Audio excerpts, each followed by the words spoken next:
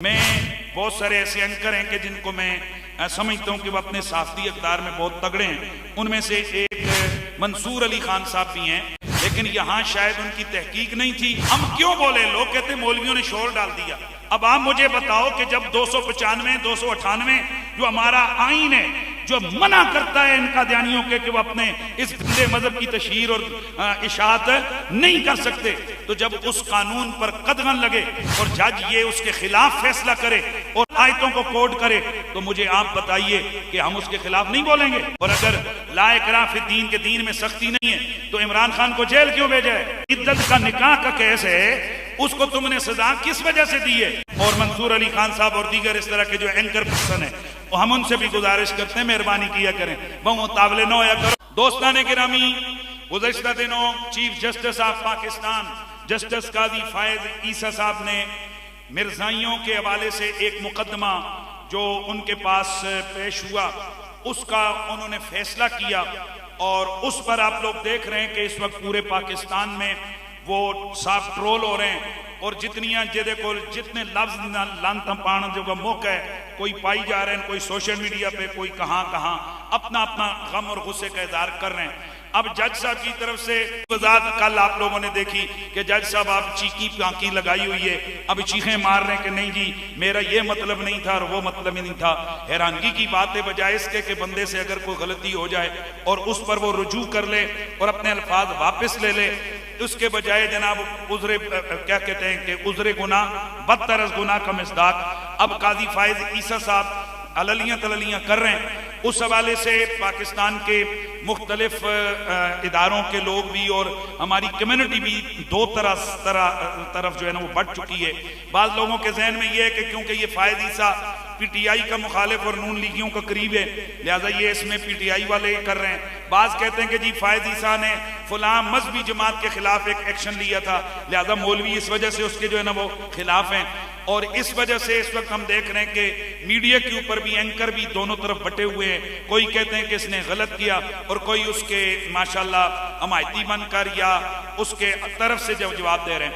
मैं बहुत सारे ऐसे एंकर हैं कि जिनको मैं समझता हूं कि वो अपने साफ्ती इक़्तिदार में बहुत तगड़े हैं। उनमें से एक मंसूर अली खान साहब भी हैं, और ये मंसूर अली खान साहब ओवरऑल वो न्यूट्रल लेकर गुफ्तगू करते हैं, लेकिन यहाँ शायद उनकी तहकीक नहीं थी या फिर शायद उन साहब ने जानबूझकर चीफ जस्टिस साहब की दुमछल्ला बनने की कोशिश की है। बहरहाल जो भी है वो जाने और उनका रब जाने। तो मैं चाहता हूँ कि मंसूर अली खान साहब जैसे हज़ारों ऐसे लोग हैं जो मुख्तलिफ इदारों में, और उनको अभी तक ये पता ही नहीं है कि ये मामला हुआ क्या है, और वो समझ रहे हैं कि नहीं जी इसमें तो कोई चीफ जस्टिस ने कादियानियों के हवाले से कोई जो है ना गलत फैसला नहीं किया। लिहाजा मैं तफसील से, अगर 2-4 मिनट मेरे ऊपर हो जाएं तो आपने बर्दाश्त करना है, मैं तफसील से इस उन्वान को दर्ज करता हूँ। FIR के मुताबिक याद रखें, ये FIR डायरेक्ट नहीं हुई जैसे होती है कि बंदा पुलिस स्टेशन जाए और FIR कटवाए और FIR हो जाए। हुआ ये था कि रब्वा के अंदर कादियानियों की तरफ से एक तफसीर सगीर नाम की मुहर्रफ शुदा तहरीफ शुदा, जिसके अंदर माअज़ल्लाह कुरान की तहरीफ की गई है, वो तफसीर यानी कादियानियों की लिखी हुई तफसीर, उसको प्रिंट किया गया और प्रिंट करके स्कूल के बच्चों में उसको तकसीम किया गया। अब एक शख्स ने उसके खिलाफ दरखास्त दी, दरखास्त पर थाने की तरफ से पुलिस की तरफ से कोई फैसला नहीं हुआ, चुनांचे ये केस चलता गया। तो 5/3/2019 क्या है 5/3/2019 ये जज साहब ने आर्डर दिया कि तहरीफ शुदा कुरान छापने वालों के खिलाफ कार्रवाई की जाए। अब ये मामला चलता रहा। 7 मार्च 2019 को मिर्जाइयों की जो तफसीर सगीर है वो फिर स्कूल के बच्चों में तकसीम की गई, और 6/12/2022 को FIR दर्ज हुई। अब साहब लगाएं कितने साल गुजर गए FIR दर्ज कराने में। कब दर्ज हुई तो FIR बोलो 6/12/2022। अब FIR में 3 दफे लगाए गए थे, चूंकि ये तफसीर तकसीम करके कादियानी मजहब की तरवीज व इशाअत का काम किया गया था, और मुहर्रफ शुदा ये कुरान के नाम से ये तफसीर जो है ना उसको छापा गया था। लिहाजा 3 दफों के तहत ये FIR हुई। दफा 298C, दफा 295B और पंजाब होली कुरान एक्ट 2011, इसके तहत ये FIR दर्ज की गई।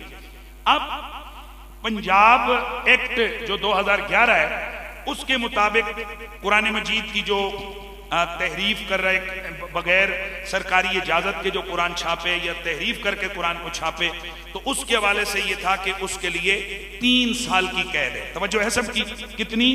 3 साल की। 298C का जो दफा है तो उसके मुताबिक ये है कि कादियानी अपने मजहब की तशहीर वगैरह नहीं कर सकते और मुसलमानों के मजहबी जज्बात और एहसासात को मजरूह नहीं कर सकते। अगर वो ऐसा करेंगे तो 3 साल की सजा आएगी। 295B ये दफा है कि जो कुरान मजीद के नुस्खे को या उसके किसी इक्तिबास को अमदन बेहुरमती करे या गैर कानूनी मकसद के लिए इस्तेमाल करे तो उसको उम्र कैद की सजा होगी। तो कितने दफे दर्ज हुए जी? 3। पंजाब एक्ट के तहत 2011 यानी जो होली कुरान एक्ट है पंजाब का 298C और 295B। अब काजी फायद ईसा साहब के सामने ये केस गया।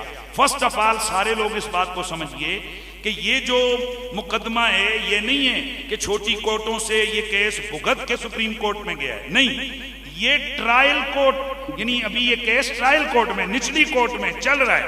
और जज साहब ने खुद ब खुद, चाहिए तो ये था कि भाई वो इसके हवाले से निचली कोर्टों के फैसलों को देखते और फिर आगे बात करते, तो उन्होंने डायरेक्ट इस केस को सुना और न सिर्फ इस केस को सुना बल्कि उन्होंने उस बंदे को आजाद भी किया और ऐसे अपने फैसले के अंदर आईन और कुरान और सुन्नत के खिलाफ रिमार्क्स दिए कि जिनकी वजह से इस वक्त पूरे पाकिस्तान के मुसलमान सरापा एहतजाज है।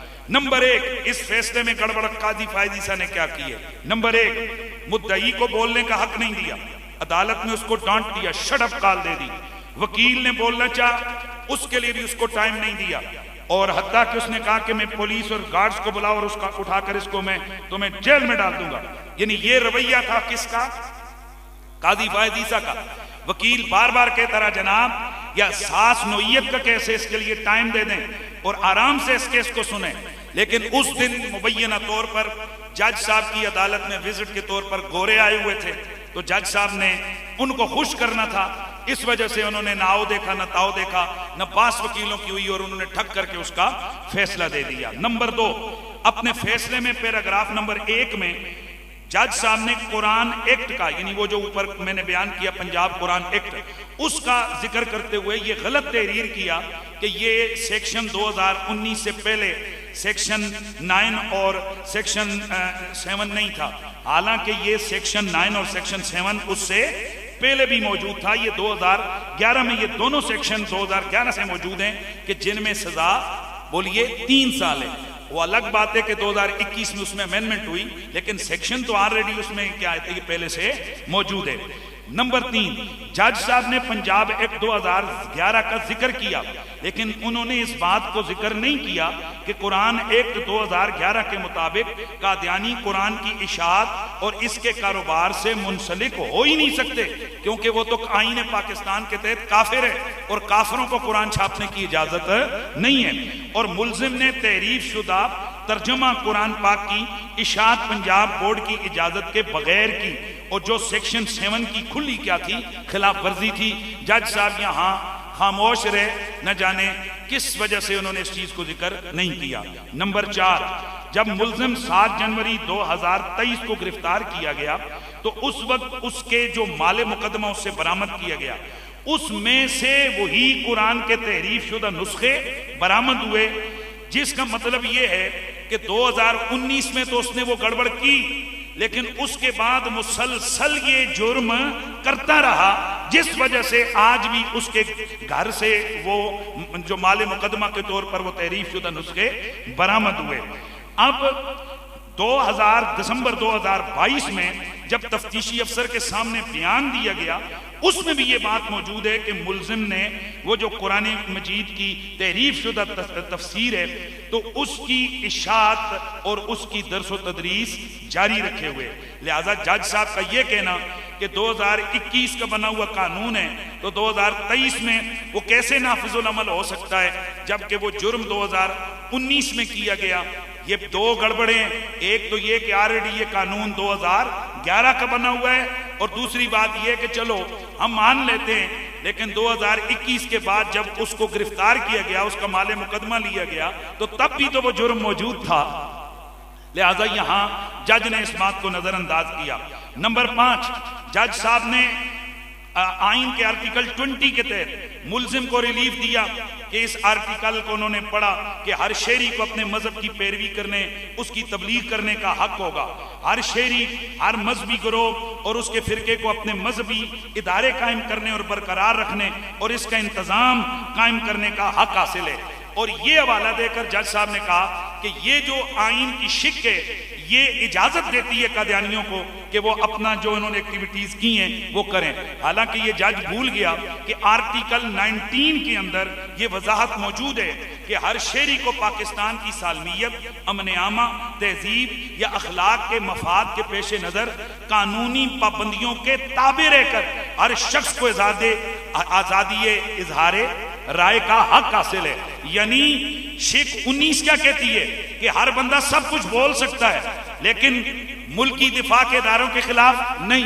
इन जजों ने कानून बनाया हुआ हमारे खिलाफ बोलो, हमारे खिलाफ नहीं। मुल्की सलामती के इदारों या मुल्की मफाद के वाले से ऐसा अमल कि जिसकी वजह से अगर कोई बोले, सहाफ़ी बोले या मौलवी बोले, जिससे मुल्क को नुकसान होने का अंदेशा हो, वो बंदा बोल नहीं सकता।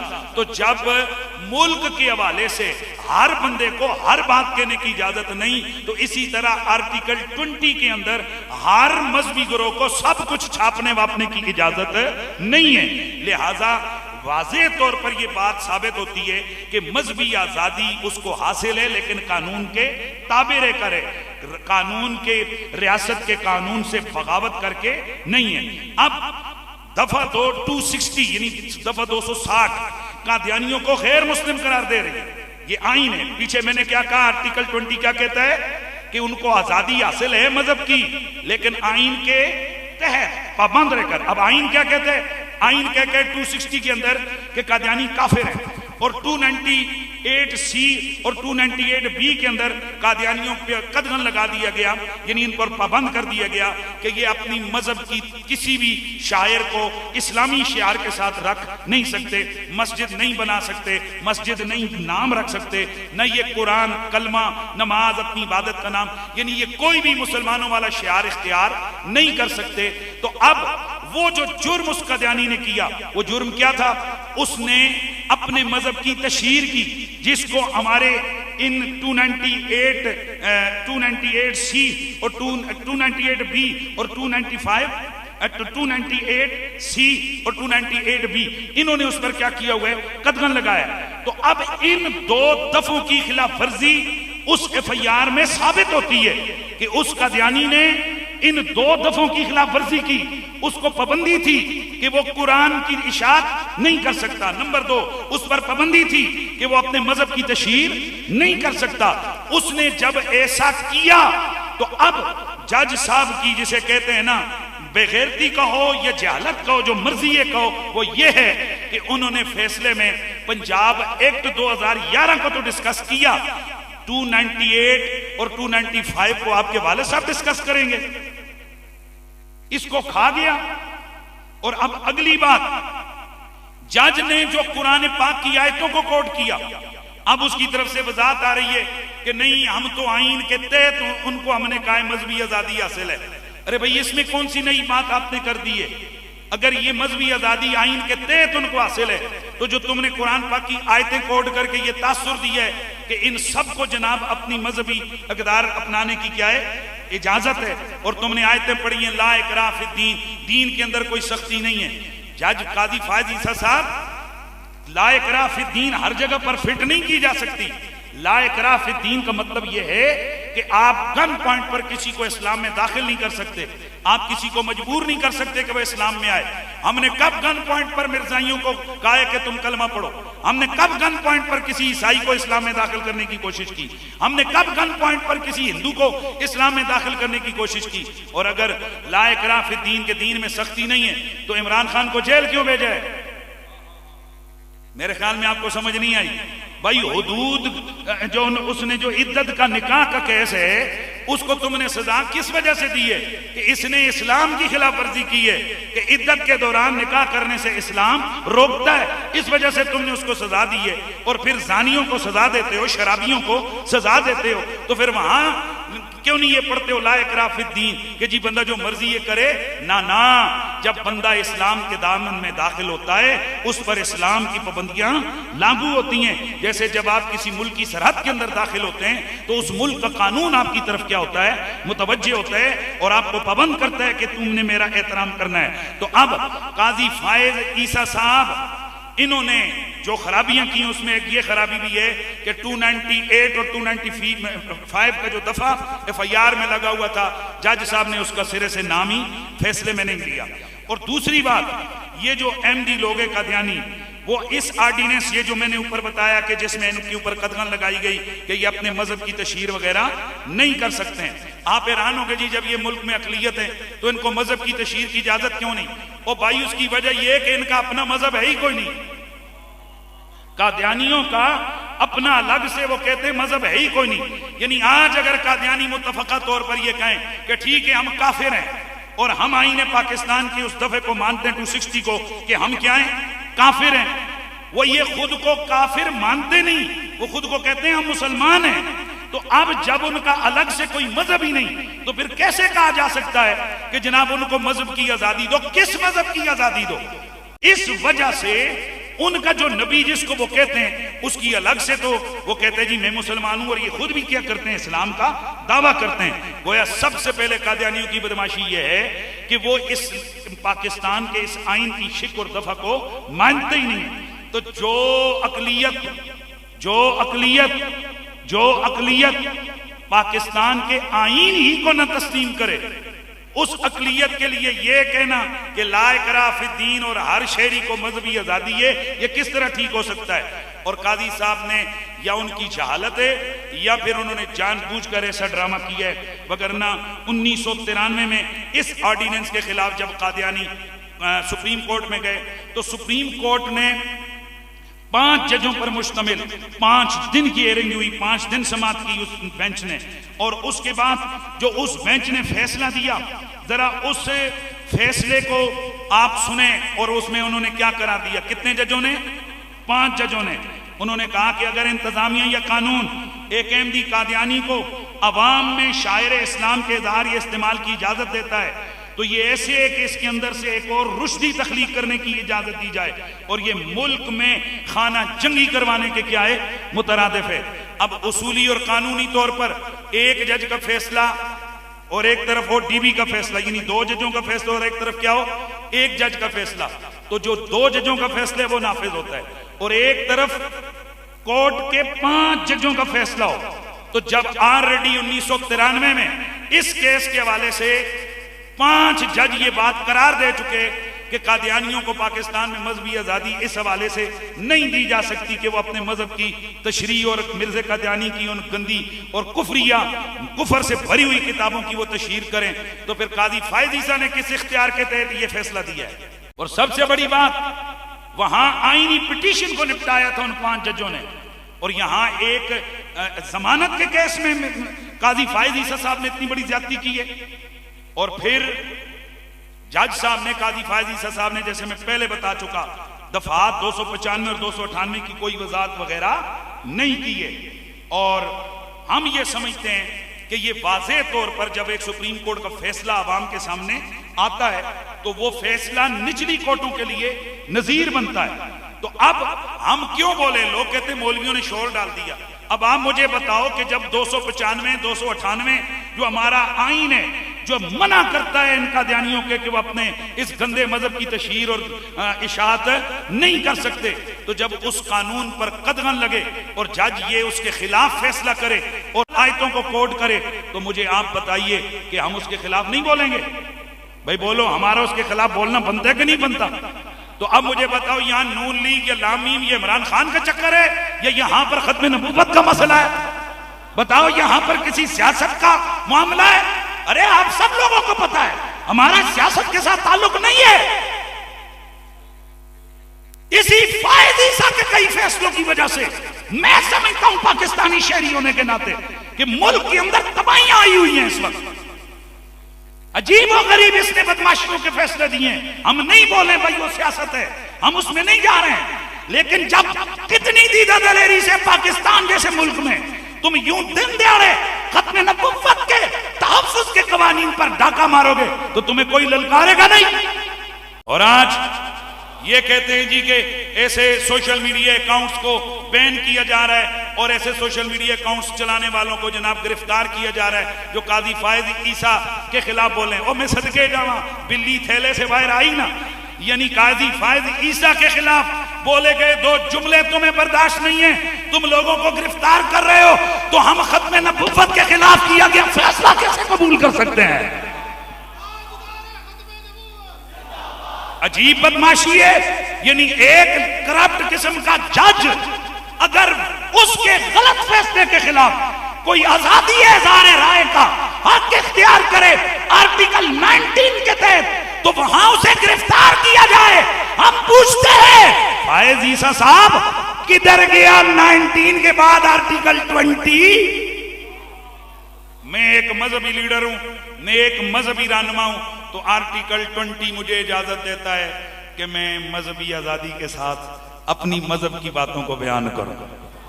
हाँ हॉन तू मेरे खिलाफ करो, मेरे खिलाफ FIR कर दो, मसला कोई नहीं है। अल्हम्दुलिल्लाह मैंने तो खुल खुलाकर इस कानून के हवाले से बात की है। इसकी वजह यह है कि हम इससे डरते रहे। कई इमरान खान की मोहब्बत में इस वक्त जेलों में सड़ रहे हैं, कई नवाज शरीफ की वजह से, कई जरदारी की वजह से सड़ रहे हैं। और अब अल्लाह दे बंदे हो, पता नहीं वो कितने पछता रहे होंगे, यार असी खान दी ना दी जैकेट ना पाते थे इस टाइम जेल ना होंगे। हमें शर्माना घबराना क्या कि हम के हमने तो जो करना है हमना के लाल के लिए करना है, तहफ़्फ़ुज़ खत्म नबुव्वत के लिए करना है। इसलिए हम काजी फायद ईसा साहब से गुजारिश करते हैं और मंसूर अली खान साहब और दीगर इस तरह के जो एंकर पर्सन है, हम उनसे भी गुजारिश करते हैं मेहरबानी किया करें, बहु तावले न होया करो, कैसे बंदे दे पुत्र कल रब्ता कर देता करो, किसी से पूछ लिया करें या खुद तहकीक किया करें। जो मुंह में आता है आप लोगों को गुमराह न करें, ये अच्छी बात नहीं है। मैं समझता हूं कि आपका ये डोमेन नहीं है, जब नहीं है तो इतने हसास मसले पर आप किस तरह कलाम कर सकते हैं। और आप कहते हैं जी कि काजी फायद ईसा के खिलाफ जो ये ट्रायल हो रहा है ये ज्यादती हो रही है सियासत की वजह से। और गाल सुनो, मुखालफ टेठा हुआ बंदा दूजा भी लात मार ही जाता है। ये हमें पता है कि कई PTI वाले अपना दर्द इस पर निकाल रहे हैं, पर असं हम करें कि कहानी है जी गंदी पाई है, इसने गांधी इतना खतरनाक किया हुआ है कि अब हम क्या कहें कि इसमें कुछ ना आपको। वो तो बात है ना कि जब कोई आता है इमरान खान के ऊपर 9 मई की वजह से और उसके चंचो चेलों पर सारे अगले पिछले लाए ना कि नहीं लाए, वो आया ना अड़े के भाई गड़बड़ हुई तो फिर उन्होंने कानून ने अपना रास्ता इख्तियार किया। तो इसी तरह अब फायद ईसा ने ये गड़बड़ की है तो हम बोले, अगर ये न करता तो हम न बोलते, इसने खुद मौका दिया है। लेकिन अल्लाह गवाए हमारा इससे कोई सियासी कोई किसी में तो इन लाइनों में भी नहीं पड़ता, लेकिन खत्म नबुव्वत के इस हवाले से मैं आपको बता चुका कि ये कितना डेंजरस फैसला है कि जिसमें हमारे आइन की 2 शिकों को सीधा सीधा क्या किया गया है, हिट किया गया है। और वो 2 शिकें हैं भी इतनी आम कि अगर उनको खत्म कर दिया जाए तो पाकिस्तान जैसे 5 जजों ने फैसला किया कि खाना जंगी शुरू हो जाएगी।